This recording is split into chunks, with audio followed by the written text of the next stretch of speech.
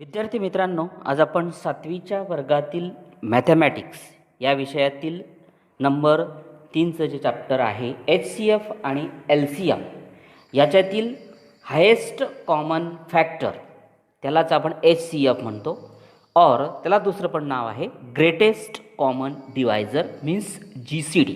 Okay, HCF आणि GCD हे एकच आहेत, त्यांची फक्त नावं वेगवेगळी आहेत. तर हे सोडवण्यासाठी तुम्हाला HCF सोडवण्यासाठी दोन प्रकारच्या मेथड आपल्याला 7वीला शिकायच्या आहेत. त्याच्यातली प्राईम फॅक्टर मेथड ही आपल्याला इथे पाहायची आहे. आता प्रॅक्टिस सेट 12मध्ये दिलेले एक्झाम्पल आपण सोडवणार आहोत. याच्यामध्ये नंबर 1चा क्वेश्चन दिलेला आहे, फाइंड द HCF. ओके, त्याच्यामध्ये पहा पहिलं नंबरचं दिलेलं आहे 25 आणि 40.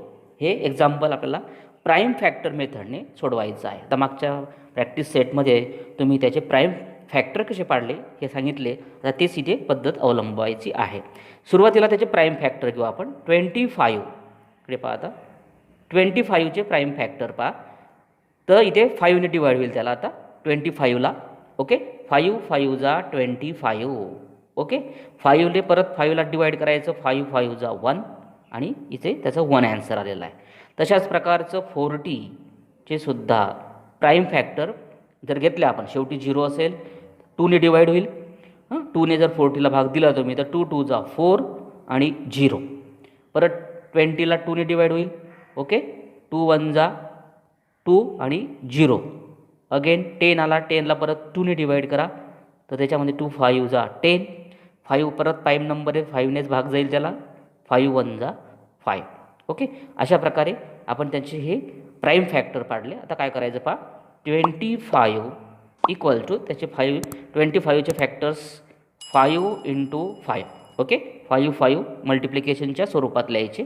आणि इकडे दिलं आहे 40चे पण पहा, 40 इक्वल टू 2 2 2 तीन वेळेस 2 2 2 × 5.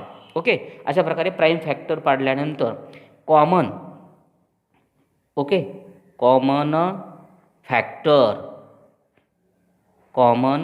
फॅक्टर्स दोघांमध्ये कॉमन फॅक्टर शोधायचे. इकडे पाहता याच्यात कॉमन फॅक्टर हा 5 आणि हा 5 दिसतोय. ओके, दोघांमध्ये कॉमन 5. तर अशा प्रकारे कॉमन फॅक्टर आहे 5.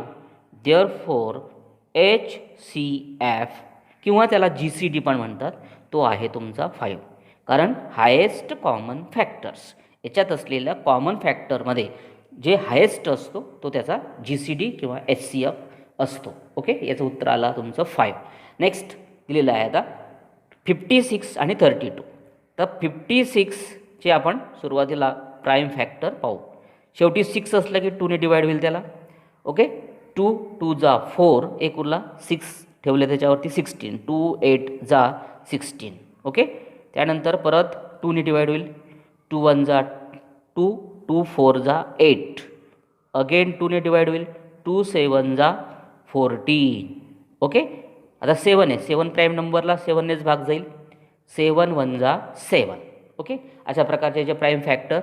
आता 32चे पहा, 32चे प्राईम फॅक्टर्स, शेवटी 2 असेल तर 2ने डिवाइड करायचं, 2 1 जा 2, एक उरला त्याच्यावरती 12, 2 द्यायला म्हणजे 12 झाले, 2 6 जा 12. परत 2ने डिवाइड करा, 2 8 जा 16. अगेन 2ने डिवाइड करायचं, 2 4 जा 8.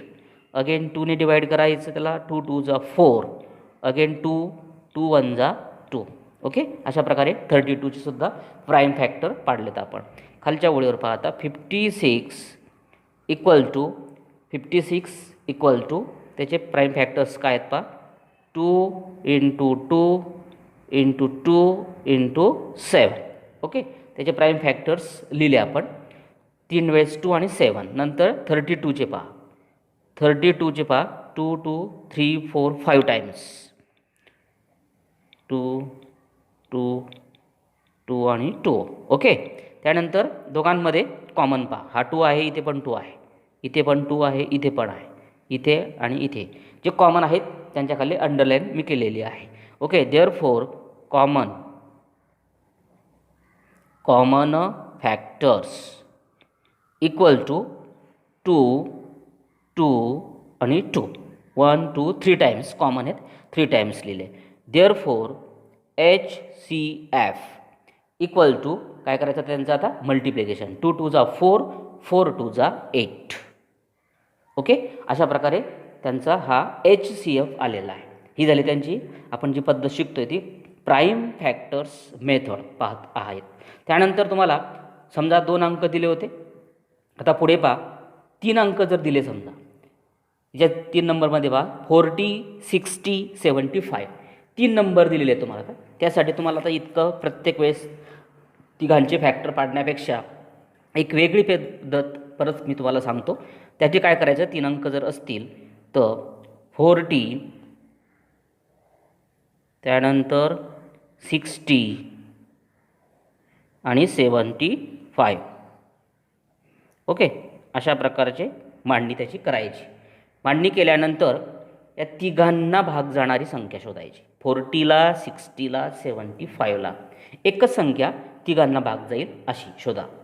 तर तुम्ही जर विचार केला तर 5 ही संख्या अशी आहे, तिघांना भाग जायला पाहिजे, दोघांना एकाला नाही, तिघांना एकाच संख्येने भाग जाणारी संख्या 5. 5 8 जा 40, इथे पहा 5 याला भाग देतो तुम्ही आता 5ने. ओके, 5 शोधली, नंतर 5ने 40ला डिवाईड केलं 8, परत 60ला पहा आता 5 1 जा 5, एक येथील 0 ठेवला तर 10 झाले. 5 2 जा 16, याला भाग द्या 5ने, परत 5 1 जा 5, 2 उरले 25, 5 5 जा 25. आता 8 12 आणि 15 याला एकाच संख्येने भाग जाईल अशी कोणती संख्या आहे का, नाही. 8 12 15ला कुठल्याच संख्येने एकच संख्या असली पाहिजे तिघांना भाग जाणारी, कुठली संख्या नाही, म्हणून ते तसंच राहू द्यायचं आणि खाली लिहायचं HCF इक्वल टू हा जो 5 आलेला आहे तिघांना भाग जाणारा हा त्याचा HCF असतो, common factors. Okay, common prime factors म्हणतो आपण त्याला, हा त्याचा HCF आला. अशी सुद्धा मेथड्स तुम्हाला या मेथडने सुद्धा HCF तुम्ही काढू शकाल. अशाच प्रकारचे एक पुढच्या पद्धतीने परत सांगतो पहा आता. 57 नेक्स्ट 75 नंतर 102. ओके, फक्त विचार करायचा व्यवस्थित की त्या तिघांना भाग जाणारी एक संख्या तुम्हाला शोधावी लागते.